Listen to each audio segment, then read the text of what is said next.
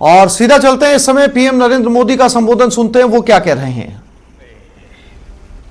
जबकि faceless appeal की सुविधा 25 सितंबर यानी दीनदयाल उपाध्याय जी के जन्मदिन से पूरे देश भर में नागरिकों के लिए उपलब्ध हो जाएगी।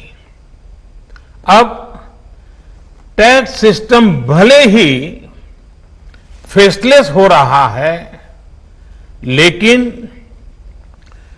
टैक्स पेयर को ये फेयरनेस और फियरलेसनेस का विश्वास देने वाला है। ये सभी टैक्स पेयर्स को इस महत्वपूर्ण तोहफे के लिए मैं बहुत बहुत बधाई देता हूं और इनकम टैक्स विभाग के सभी अधिकारियों को, हर छोटे मोटे कर्मचारी को भी बहुत बहुत शुभकामनाएं देता हूं। साथियों, बीते 6 वर्ष में हमारा फोकस रहा है banking the unbank, securing the unsecured और फंडिंग द अनफंडेड। आज एक तरह से एक नई यात्रा शुरू हो रही है। ऑनरिंग द ऑनेस्ट, ईमानदार का सम्मान। देश का ईमानदार टैक्स पेयर राष्ट्र निर्माण में बहुत बड़ी भूमिका निभाता है। जब देश के ईमानदार टैक्स पेयर का जीवन आसान बनता है, वो आगे बढ़ता है, तो देश का भी विकास होता है, देश भी आगे बढ़ता है।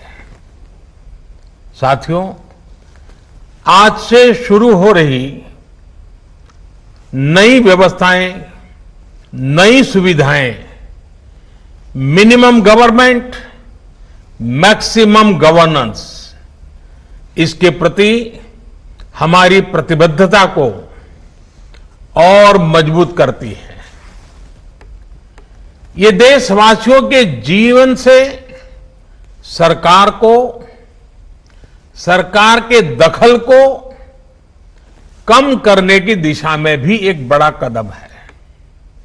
साथियों, आज हर नियम कानून को, हर पॉलिसी को प्रोसेस और पावर सेंट्रिक अप्रोच से बाहर निकालकर उसको पीपल सेंट्रिक और पब्लिक फ्रेंडली बनाने पर बल दिया जा रहा है।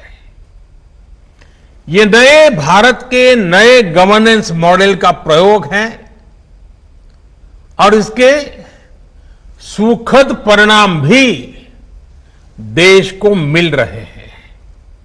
आज हर किसी को ये एहसास हुआ है कि शॉर्टकट्स ठीक नहीं है। और हमारे यहां तो रेलवे स्टेशन पे लिखा जाता है, shortcut will you cut you short. गलत तौर तरीके अपनाना सही नहीं है। वो दौर अब पीछे चला गया है। अब देश में माहौल इस ओर आगे बढ़ रहा है कि कर्तव्य भाव को सर्वोपरि रखते हुए सारे काम होने चाहिए। सवाल यह है कि ये बदलाव आखिर कैसे आ रहा है? क्या ये सिर्फ सख्ती से आया है? क्या ये सिर्फ सजा देने से आया है? जी नहीं, बिल्कुल नहीं। इसके अगर मोटे मोटे तौर पर मैं कहूं तो 4 बड़े कारण हैं। पहला, पॉलिसी ड्रिवन गवर्नेंस। जब पॉलिसी स्पष्ट होती है